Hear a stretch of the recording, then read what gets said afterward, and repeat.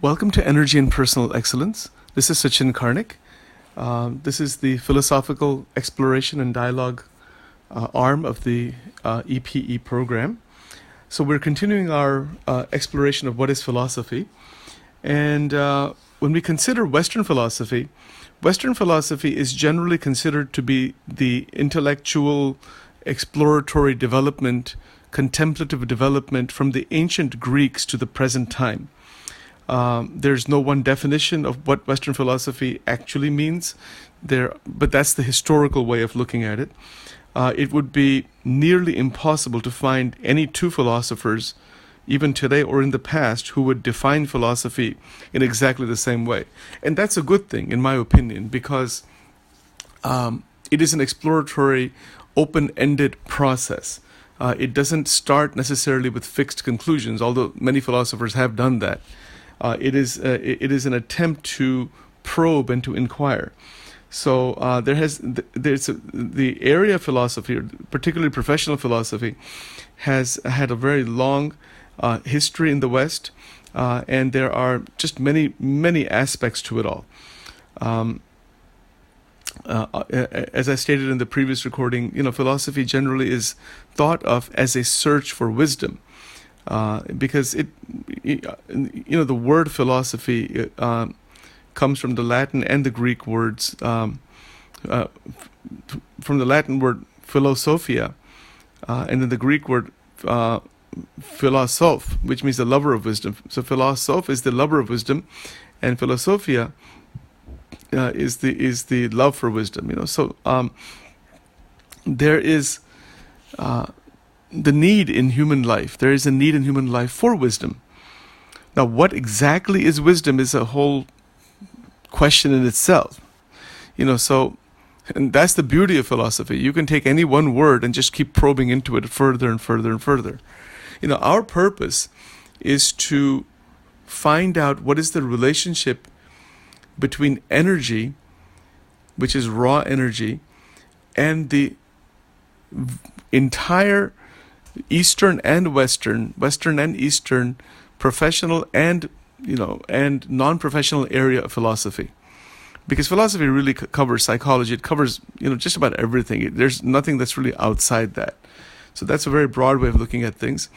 But in a more focused manner, we can say that our purpose is to inquire into great truths and to unfold them carefully in our own lives, for our own development and for the development of our relationships, our families, for development in all 12 areas of one's life, which are explained in the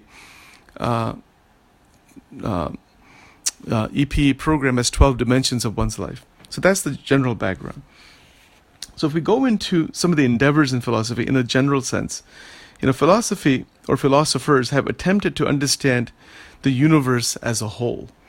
So they kind of saw in ancient times as well as today that everything exists in a whole, or everything is a whole that is all interconnected. So there's like one reality with all interconnected parts. I mean, if you just look at our own body, we say, well, this is my body. But the body isn't just, one homogeneous phenomenon. It's a heterogeneous phenomenon. It has many different parts. There's bones, there's muscles, there's skin, there's different organs, there's different cells. There's just so many different parts. But all those parts make up a whole called the body. So even in looking at the body, and of course the outside world, which is extremely complex, philosophy in general has attempted, or philosophers have attempted, to obtain wisdom, obtain knowledge, obtain an insight, obtain understanding about the nature of the universe as a whole. How is it all interconnected? How does it all work? And then, of course, from there, scientific disciplines, sociological disciplines, psychological disciplines, all these have evolved from the human intellectual process, from human intellectual curiosity. We have a greater brain, we have a bigger brain than all other species, as far as we know. And as a result of that, we are able to reflect upon the nature of our own life and reflect upon what is actual reality, and we can modify the outside world. And that's how, scientific development is really just intellectual development. And from that, we have been able to exercise many abilities or awaken many abilities to modify the outside world, to make our life more comfortable, to make our life even pretty bad at times, because of wars and conflicts and those kinds of things. So the philosopher is the philosopher is an explorer of truth. This is my opinion, at least, that the philosopher is not starting with fixed conclusions, although there are obviously certain tendencies that everyone would have, even certain beliefs that we all have, or perspectives that we have, worldviews that we have, no doubt about that.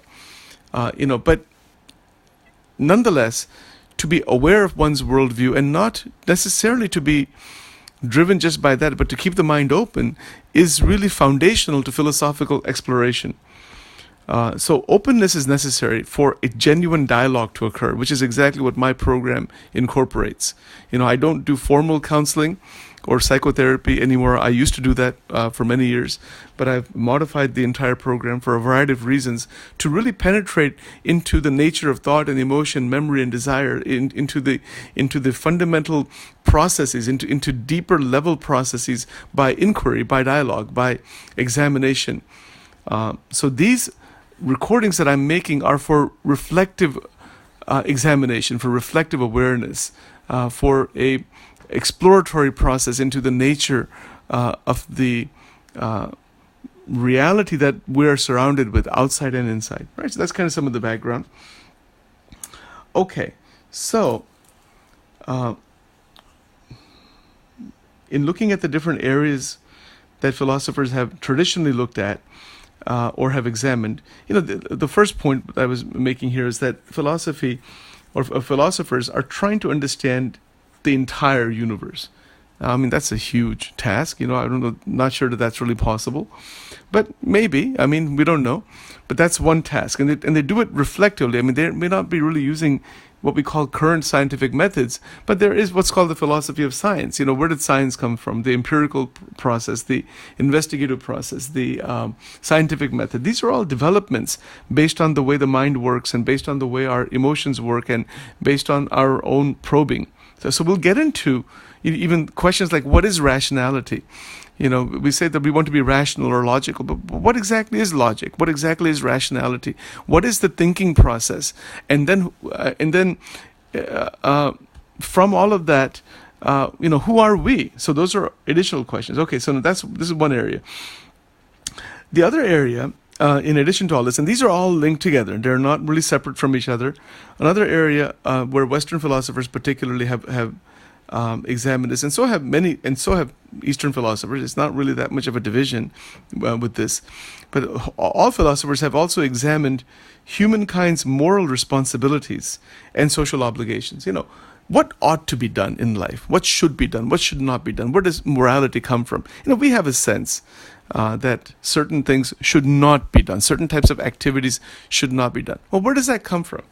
I mean, for example, we have all heard about this, the 10 Commandments: thou shalt not murder, thou shalt not kill, don't kill another human being, this kind of thing. In the Hindu tradition, for example, there is the doctrine of ahimsa, non-violence, that be non-violent in word, action, and deed. So don't commit violence by words, by any physical action, or even just mentally, just to think about some violent act. So that is called ahimsa. Ahimsa means violence, ahimsa means non-violence.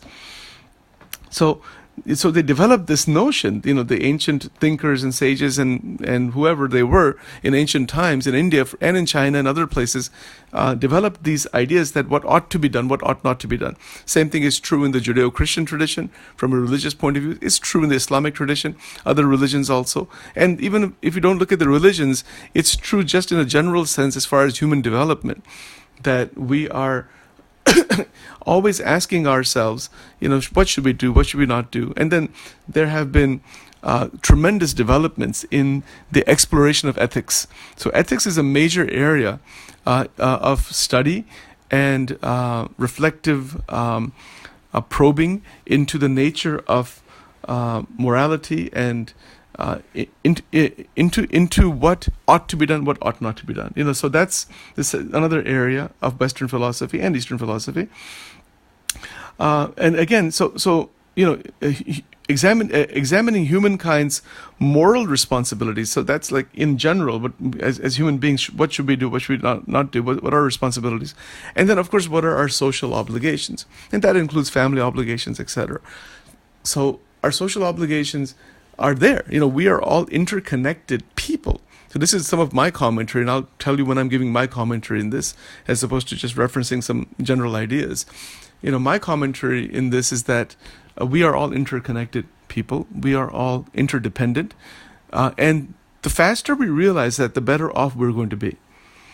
So there are so many who have realized this, but I would probably say that majority of human beings are not living in such a state of consciousness.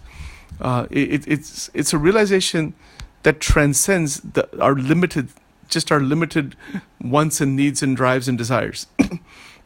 So when we begin to look further, we are able to ask questions about social responsibility, about societal responsibility.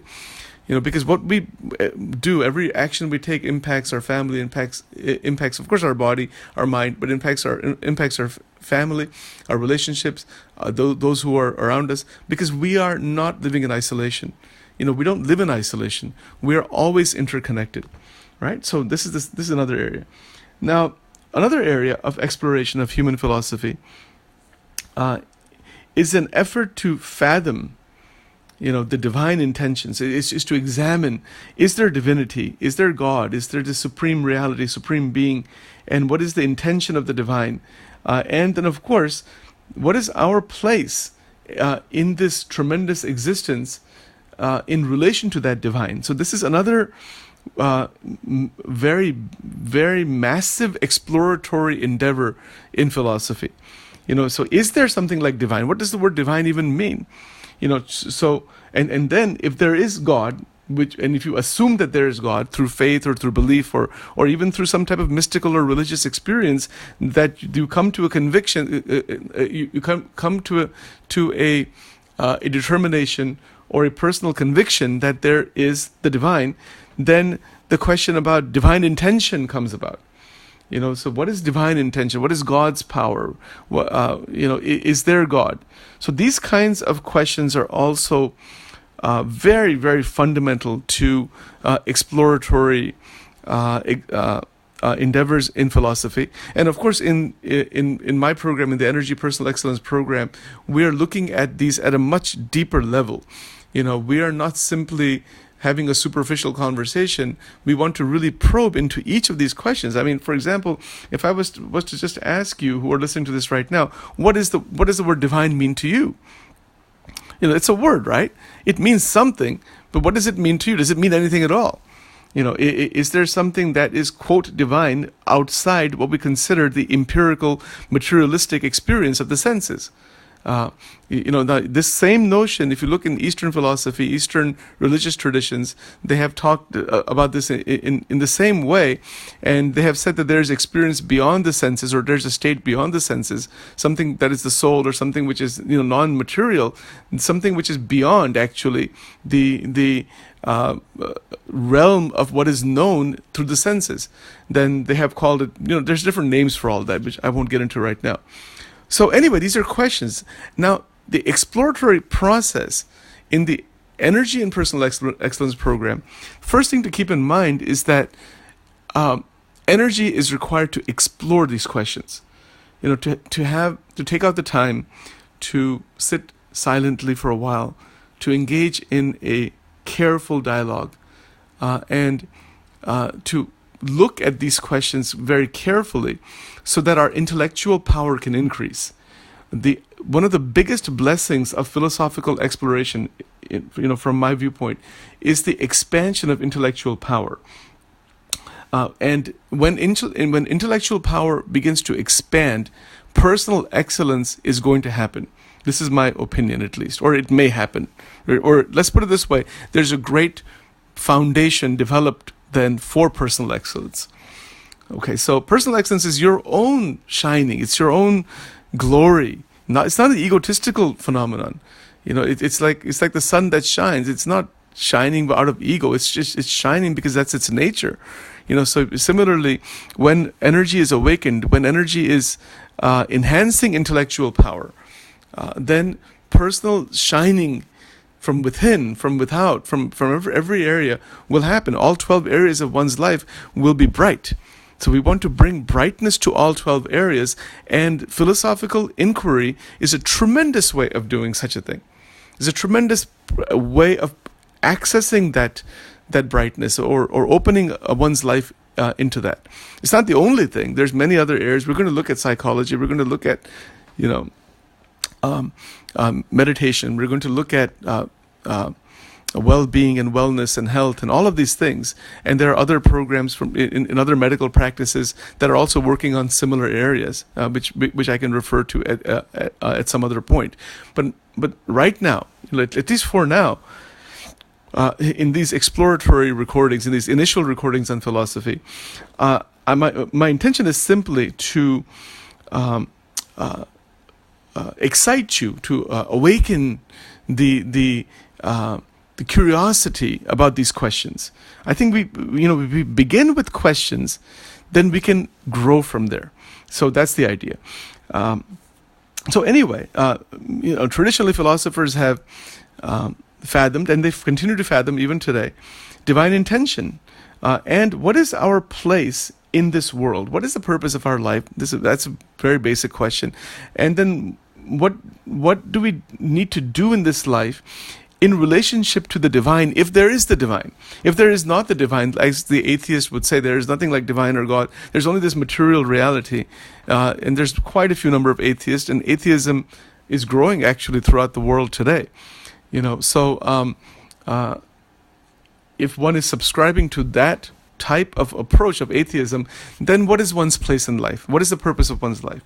Is it simply to just enjoy maximum sense pleasure, maximum pleasure? Like hedonism, is that the purpose? And for some people it may be, but if you go too far into the enjoyments of pleasure, into hedonic states that are taken to extremes, they cause a lot of damage to the brain, to the mind, to the body. As we can see in addictions, for example.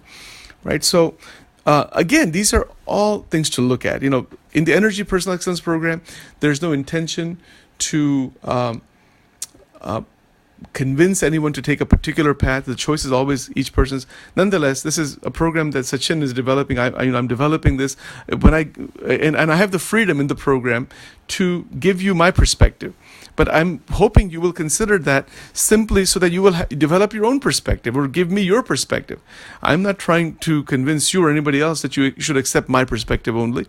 I'm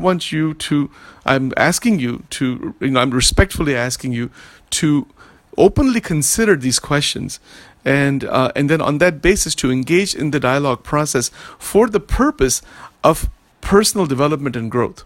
Because I think that, again, it's my opinion, I think we are living, well, I would say that life itself is extraordinary, and the mystery of life, the mystery of consciousness, mystery of divinity. Is there the divine? Is there, really ethics? And what is ethics? And is there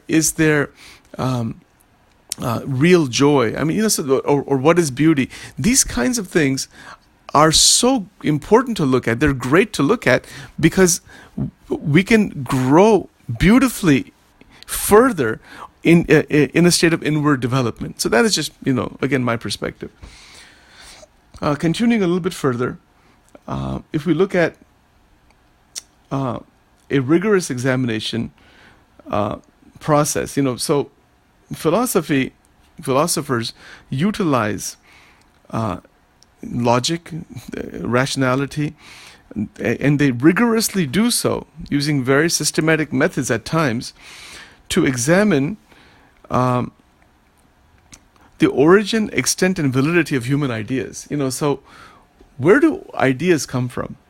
Plato talked about this, and we'll get into all of that in a lot of depth in time. But just as an introductory here, we have a lot of different ideas. But where do ideas come from? This is one question. What's the origin of ideas, human ideas? What is the the range of human thought. What is the range? How far does it extend? That's a very big question, very difficult question to answer. That's the extent of human ideas. So, philosophy is a professional discipline where there is a rigorous examination. There is a very much an in-depth examination of the origin of human ideas. Where do human ideas, where does the human intellect originate from? The extent or the depth, the range. And then there's the question of validity. How valid are they? So we may ask, what is validity? How true is something? And so if something is true, then the opposite of that would be something is false. So for example, we say 1 + 1 = 2. That seems logical. That's like somehow, a simple logic would say that, yeah, that is a truth. But if you say 1 + 1 = 3, that is not true. That is, so what is it that's making this difference in our mind between 1 + 1 is 2 versus 1 + 1 is 3? If I have two apples, one apple and another apple, I say now there's two apples. In my mind I see two apples, but I don't see three apples. So if I say that 1 apple plus 1 apple is 3 apples, that's false. So where does that sense that this is false come from? See the simple question, but see the depth in the question.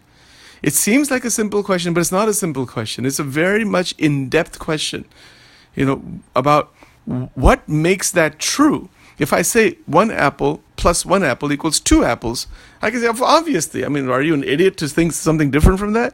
We see 2, yeah, but the notion that there's 2 apples, if you go further in that, you'll see that it's a sensory experience, and our mind is looking at those 2, and then there's the concept of the 2.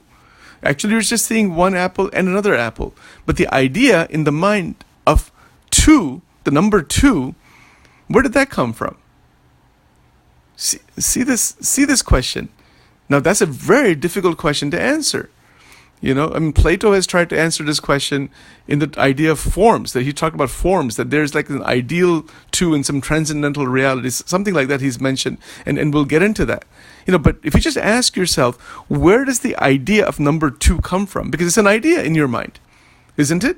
The reality is simply, from a sensory point of view, you're seeing an apple and you're seeing another apple, and then but somehow your mind is looking at that and saying, well, now there's 2 of these, but it's not 3, it's not 4, it's just 2, right? So if you were to ask, what is the difference between that which is true, that which is false? What is true and what is false? Is that based on the way the mind is working and the way the intellect is working? Is what we consider to be truth, or what is known as scientific empirical truth? If you look at the entire development of empirical sciences, is that a function of thought, or thought is functioning in a certain way in the context of what is existing in the outside reality? Is that what's happening? And if you say yes, then how is that happening? Why is that happening? If you start asking that question, that'll take you to neuroscience. It'll take you to brain science. It'll take you to cognition, cognitive psychology. You see, so the simple question of 1 + 1 = 2, it opens up multiple areas of exploration, and it goes into a tremendous depth right away. So I'm just trying to whet your appetite on this, because the philosophical exploration area of the EPE program it just has a extremely high level of intense exploration. It has depth within it, because I think that's needed in life. We have sometimes gone away from depth. And I'm not saying one should be thinking about philosophical questions all the time and should be at that depth all the time. That's not what I'm talking about, but there are times when we do want to look at this, and there's a type of joy that comes from looking at this. It's a higher pleasure. It's a higher joy. So there is that. And of course, life has its own mixtures. We enjoy things in so many different varieties. Life is for enjoyment. That's my opinion. But not to be stuck in harmful enjoyments is also my opinion. Anyway, so I don't want to go off into too many other tangents, but to continue the general area of this exploration, traditionally philosophers have also explored, what is free will. What is will actually? What is will? W-I-L-L, or free will? Is there free will? Is there will? Is there ego? And that goes back into the questions about the ego and ego strength and self-esteem and all those kinds of ideas, self-worth in the field of psychology. Is there consciousness? And we use this language, consciousness, or there's awareness, but these are words. They're referring to something. What are they referring to? Now, these are different. These are more, esoteric questions. We have a sense that we're alive. Well, what is life? What is life versus death? Is it just biological? Is it just empirical? So that's there. That's there also. Philosophers have examined, what is beauty, what is goodness, what is truth. Truth versus false. We talked about that, and goodness versus evil, good versus evil. What is goodness, and what do we mean by that? I mean, what exactly is that, and how does that develop in our life? That's another question. What is beauty is another question. The entire area of aesthetics in philosophy looks at the questions about beauty. What makes something beautiful? I mean, if you see a mountain range, for example, you say, "Wow, that's so nice. That's so awesome." It's just like a freeing experience is there, like the open experience is there. So what is that experience? Where does it come from? So interesting questions. And philosophers have also attempted to codify the rules of human thought, in order to promote rationality and the extension of clear thinking. So this is another area, so they're trying to, bring about a series of rules that will promote rationality, that if you follow your thinking process in a certain way, then you're thinking rationally, and then on that basis you can uncover even more truth and think clearly, clear thinking as opposed to distorted or confused thinking. So, to bring the mind to a state of lucidity, clarity, of a very clear perception of things as they are, is an attempt in philosophy, in the area of logic particularly, and the whole area is like that, But clear thinking brings about, hopefully, more wisdom. It brings about a type of freedom. So this is also just my thinking on that, or my perspective on that. So again, there's so many more areas that really come out of all of this, and that are all embedded together. But the fact is that the philosophical enterprise, because that's what it is. It is an endeavor. It is an endeavor to examine this and to enjoy the examination process, to enjoy the journey, because there is a tremendous level of complexity as you go into these questions. They can get more and more complex and intricate. And if you look at the writings of the major philosophers, they are not easy to read. I mean, if you take something like The Critique of Pure Reason by Immanuel Kant, it's a very difficult book to read. There might be a handful of people that have thoroughly grasped even what he is trying to say in the history of humanity. That's how intricate that particular book is, So but we're going to examine all of that. We're going to get into all those things, one step at a time. The other point I want to emphasize is that there are many sides to any one question. You take any one idea, it has a phenomenal depth within it. Just like that 1 + 1 = 2 example, but 1 + 1 is not equal to 3. That simple example has a tremendous amount of depth if you start probing into it. Something that may seem relatively simple, which actually it is simple in one sense, but behind it there is a tremendous depth. There's a great depth, and hence there is many-sidedness to that exploration. So there's many perspectives, many ways of looking at that particular phenomenon. And then usually what happens in the field of philosophy is that philosophers are trying to argue for a particular position, or they're trying to come to a particular conclusion. And in my program, I'm not trying to necessarily come to a specific conclusion. If someone comes to a specific conclusion, my question is, has your exploration stopped? If a person says, well, there is really nothing like God, let's say, just as an example, okay, now then I would say, well, then maybe you have stopped your meditative exploration into finding out what is within you, or what is outside of you, or what is in the great scriptures of the world. But someone may not want to go on that path, so that's fine. And someone might say, no, there is definitely God, or there definitely is this great infinite beauty, or whatever. They may say that as a mental argument, as a mental philosophical argument. My point of view on that is that the field of philosophy is stuck at the level of the intellect. They have taken it very far, and we're going to take it to that extent also. But there's a limitation there. You can keep arguing back and forth, like, is there free will versus no free will? Is the mind different from the brain? Is there actually something like a truly moral human being, or is human nature fundamentally just evil and selfish? You can examine these questions and go into them, and people take different positions, and philosophers argue in tremendous ways for various positions, and that's fine. I mean, that's a beautiful endeavor, but my point simply is that whatever conclusion one may make through philosophical exploration, is the conclusion stopping further development? So and what is a conclusion? I mean, a conclusion is like a fixed belief that this is what it is, and that's the way professional philosophers debate with each other. They argue with each other about one position versus another, and they keep going into it that way. And there is value in that. There's a tremendous amount of value in that, because it provides depth of exploration.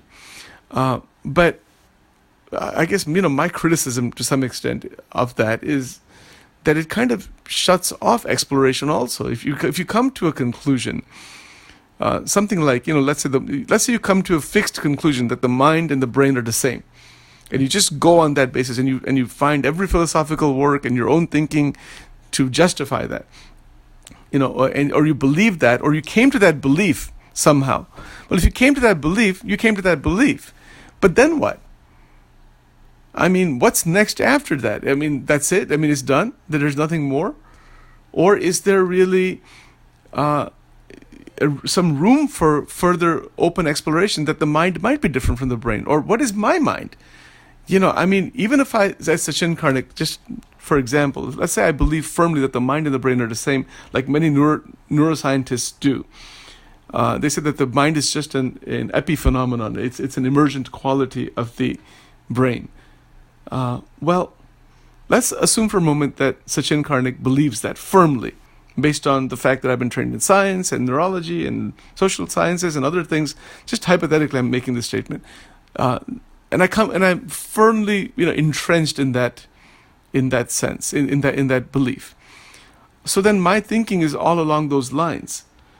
But is there no room for my own personal exploration about what is mind? Because I have a mind, but I don't know. Let's say I may not know what it is. I can be curious about that, and I think this is where meditation comes in.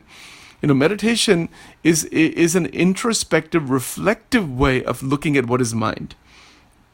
As opposed to simply coming to empirical conclusions that the brain is just the mind, or the mind is just the brain, and it's just a computer, and it's just a neurochemical process, and that's all there is to that.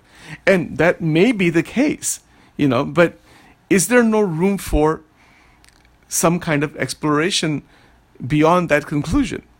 So I think this is where, my position here, and which is also just a position, you might think of it that way, that I believe that, and this is just my belief, I believe that exploration should always remain with us, that there should be some level of openness somewhere with any question.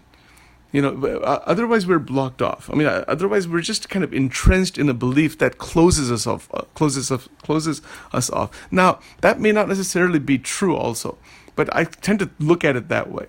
You may disagree with that, and I'm happy if you disagree with that. That may be perfectly fine. I mean, for example, in many of the religious traditions, there's something called apologetics. There's people who really believe, let's say, the New Testament or the Gita or some particular scripture is the Quran or whatever is so true. Every word of it is true. Everything is exactly what it is, and they justify it thoroughly as much as they can, and they believe it, and they they're called this whole area called apologetics.